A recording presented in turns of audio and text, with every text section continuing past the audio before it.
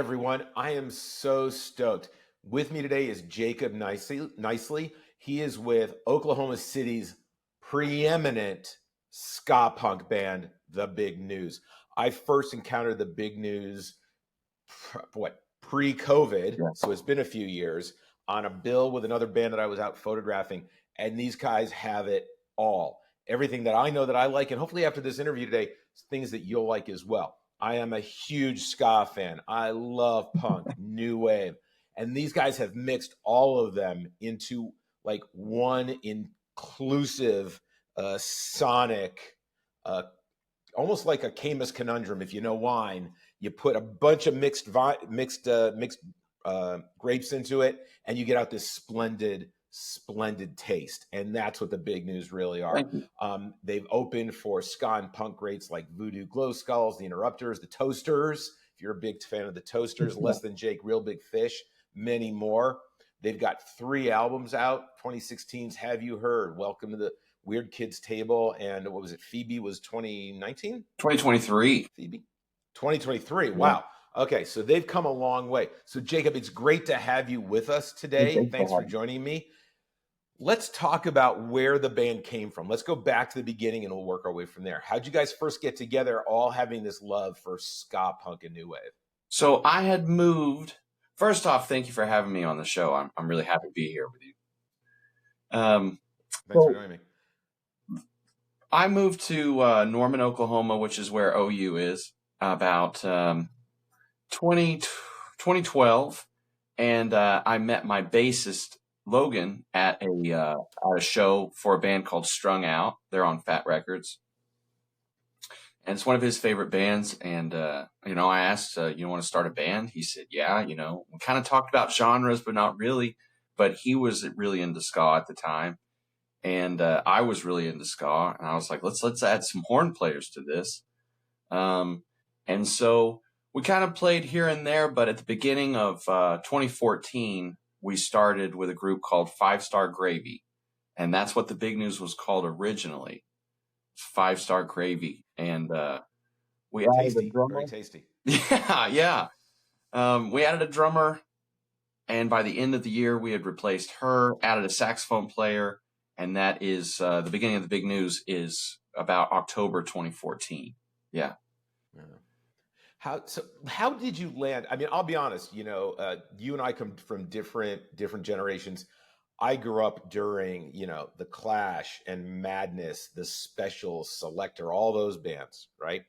And it wasn't really until, we hit the mid to late 90s that ska really started to make a comeback. You had No Doubt pulled together a lot of influences. You had the Mighty Mighty Bosstones. But to find people nowadays who really have grabbed a hold of that classic ska, punk, and new wave sound, how did you guys decide on that was the thing for you? You've got a whole bunch of people together, so you got a lot of decision making. How'd that happen, and how did that chemistry occur?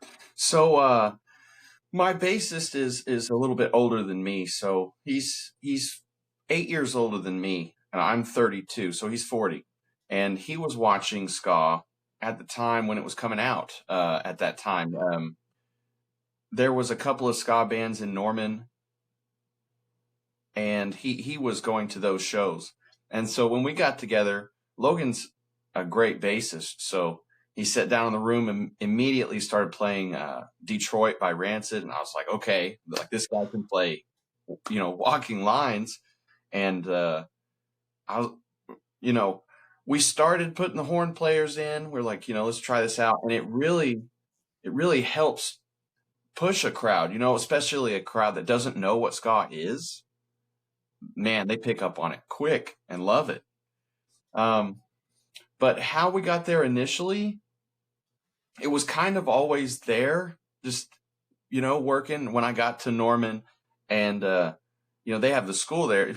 And so I was going to try and find horn players through the college. That's what I was putting a backpack on and putting up flyers trying to find horn players. And I wasn't a student there. So, but yeah. Just kind of, I guess it kind of just fell together like that. So since you guys pull from three genres to kind of craft your own thing, who are some of the bands? I mean, you mentioned Rancid, and who doesn't love Ruby Soho and Oh yeah. Rancid? Um, but what are some of the influences that, let's see, there's a one, two, three, four, five of you Yeah. all pull from when you're being creative together? Talk to me about that creative process and those influences that y'all pull together from. So it is one of my favorite parts about our band is that we don't necessarily have a like I am the lead singer, we don't have a chief songwriter. We don't write songs apart from each other. There is no one brings a song and says, "Here's my song." We write all of our songs from jams, and so just somebody puts out a riff or a beat or something. Somebody puts something on top of that. We jam it out, organize it into a song, and then I put lyrics on it. And that's every song we've ever wrote is like that. So, Wow. as far as our influences happening at that moment, a lot of the times it has something to do with Logan playing a wild bass line, him telling me what chords, what chords it is, and the horn players doing what they do, and they're always really good at it. Yeah. So really, I mean, this is an amalgamation of all of your musical inspirations together. There's no one individual taking all the credit. Right. Oh, that's pretty cool. I mean, a lot of times you end up with bands. Everybody brings a song, and then somebody's feelings are hurt that something doesn't end up on an album. Exactly. And I'm not sure that we've actually ever like fully talked about it. Like, don't do this, but we have the ability to write songs really fast. We write, we have tons of material. So no one ever really, I guess, feels the need at this moment, or has in the 10 years we've been together, to bring more songs than we already have, So yeah, that's how we write. Cool. Well, let me ask you this. Festival season is coming up, and I know you guys do a bunch of those. We're already a quarter of the way into 2024. What are your plans for the year? Where are you guys going to be playing so that people can catch you? Yeah, so we've got to run April 12th and 13th, which this might already pass. Tulsa and Kansas City, Missouri, with our good friends Space Monkey Mafia from Minnesota. And then speaking of festivals, April 26th, we're playing Norman Music Fest, which is one of the country's biggest free music festivals. And so very awesome festival. And then Fry Street Fair in Denton is coming back. So we're playing that. And then in June, we have a run to Chicago, which would be Tulsa, St. Louis, Chicago, Kansas City again, June 6th through the 9th. And so that's cool. So you'll be busy. Yeah. You got a busy springtime. Cool. Any new recording coming up? Are you guys already working on your follow up to Phoebe? So yeah, we've been working on material for a little bit, and we were approached by a record label out of Grand Rapids, Michigan, called Indolent Records, and they offered to do a split with us and a band called Dance Contraption, which is another ska band up there in Grand Rapids. And so what we're working on now is a split 7-inch with those guys. Super excited about that. No definite timeline on that yet, but that's what we're working on heading into summer fall. Cool. Well, that's great. That's great. So when you're not creating with the band, tell me about like some of the musicians that you're currently listening to. Like if you were going to recommend some music to somebody, like what's on your playlist right now? What are you listening to and why? So probably always NoFX. I listen to NoFX just nonstop. I listen to them constantly. And their last shows are this year. They just played Fort Worth on Friday. And yeah, I listen to them nonstop and have since I was in the 7th grade. So you're a diehard fan. Oh yeah, I love NoFX. If I was to say some other things that I've been listening to lately, probably Huey Lewis and the News, I love Huey Lewis and the News, and been listening to some of the newer, like, I'm a huge fan of Bob Wills. Bob Wills and the Texas Playboys. So I've been listening to them because, they're a bigger country band. They have horn sections. And so it's really interesting to hear how the violins and the trombones will kind of work together. That's always really, and then the guitar style of Eldon Shamblin, the guitar player for Bob Wills, is just insane. So I've been listening to, I would say no effects to Bob Wills. That's a pretty diverse group of people to be listening to. Any chance that some of that Bob Wills will wear off of you and the next album has a little ska punk country in it? Well, yeah, no. So I've been trying to actually learn some country material, just because it's kind of different, and it's kind of strange how much of the rhythms of like an upstroke, or at least the way that I play upstrokes, how much you can convert that over to like an Ernest Tubb tune. It's so bizarre, but it works so well. So I'm not going to say no. Not going to say Well, no. I mean, look, you start going down that path and you get into rockabilly. So right there we are. Big News is a rockabilly band now.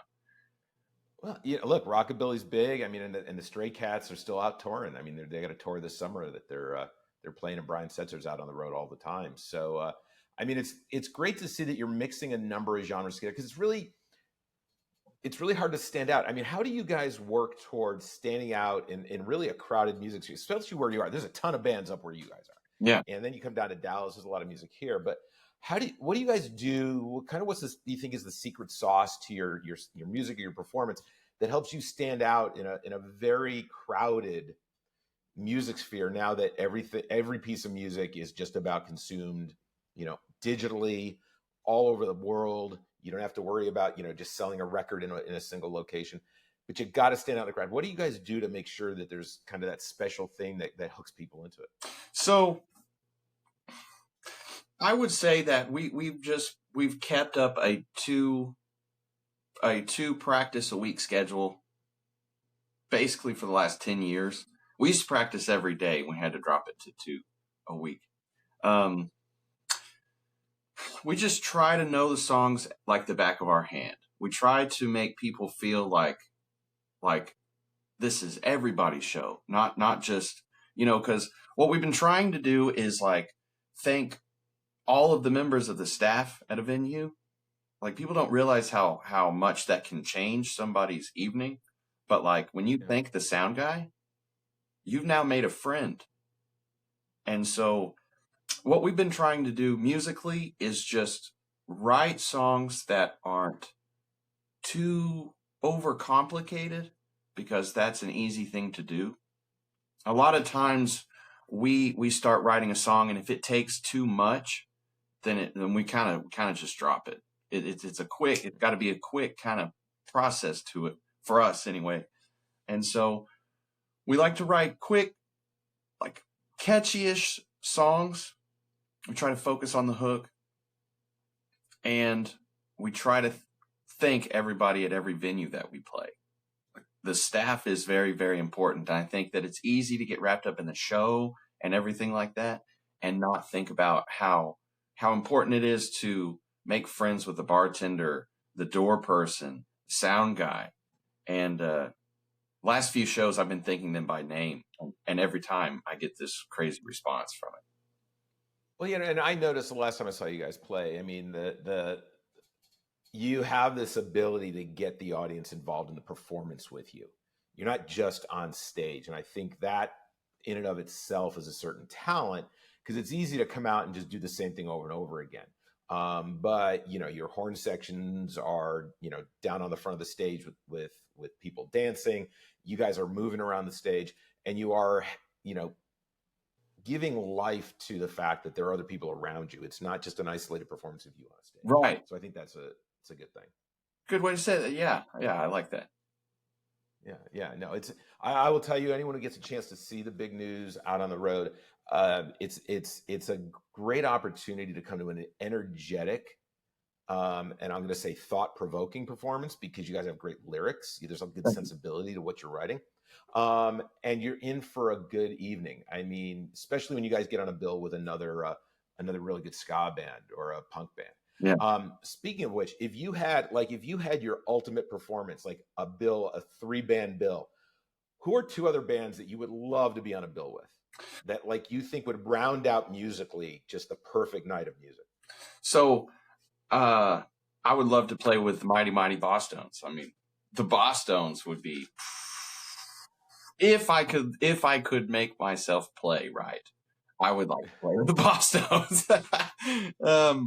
Outside of them, a whole bunch of people, Bouncing Souls. It'd be amazing to do. And Catbite just did a tour with the Bouncing Souls, and it looked great. Yeah, I would say if I could pick 2 bands that we were playing with, it would be Bosstones and Bouncing Souls. That would be insane. But there's a lot of up and coming ska bands that are just like Space Monkey Mafia, like I said earlier, insane band. Matamoska from LA, insane band.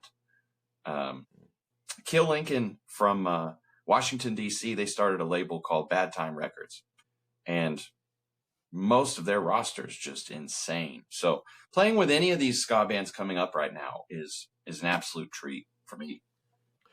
Now, you've toured pretty extensively from, I'd say, Oklahoma down to Texas, up to Chicago, out west. You've done what, 3 or 4 California tours? I think you played Vegas before. Any chance of touring maybe the UK or Europe at any point? Have you guys considered that? Considering that there is such a big, I mean, when you look at ska and punk and stuff over there, especially the birthplace, Right. Has that come into potential for you guys? Yeah, I mean, we would love to. I would say we haven't necessarily made those contacts at this point. I don't know what that looks like logistically because we never have toured in another country. Yeah, I mean, we got to get east too. We have never been further east than Nashville. Oh, wow. Yeah. Okay. You guys got to get to New York City. Yeah, we got to go. Boston or even Florida. We've never played in Florida. We just made all these contacts out west super early on and just kept building on that. Just never ended up so far because, we were hitting it pretty hard, right? And then COVID hit. And that kind of just took the gas out of us for a few years. And so kind of trying to get back on that train, figure out who's still doing it, But yeah, I would love to get over to Europe. That'd be amazing. Well, if anyone's watching and you're a big ska punk fan and you book a venue, how can people find the Big News to get in touch with you? Yeah, so you can, our email is booking@thebignewsband.com. You can contact us through Facebook, Instagram. It's on our website, and all of those emails come directly to me. So that's it. Well, there you have the Big News Band. There you have it. Now's an opportunity that if you need a ska band, you know where to find. You know where to find Jacob. Well, cool. No, this has been great. I'm looking forward to the next time you guys perform, at least in my area. I will tell you, everyone, get out and see them. Don't miss a show. And if you're not a fan of ska, punk, new wave, and you want to get a taste, definitely go to a performance by the Big News. You will get the entire smorgasbord, and then you'll start diving into the genres passionately, I would say. I appreciate that. Yeah, no, absolutely. Well, hey, Jacob, it's been great to see you. I look forward to more success. Thanks for joining us on Almost Famous Magazine's interview. And please, everybody, subscribe, like the video. Definitely, if you want to leave comments for Jacob, us, future bands that we can bring on, please do so below. And Jacob, it's been great seeing you, and thanks for joining us. Hey, thank you so much for having me, Scott. I appreciate it.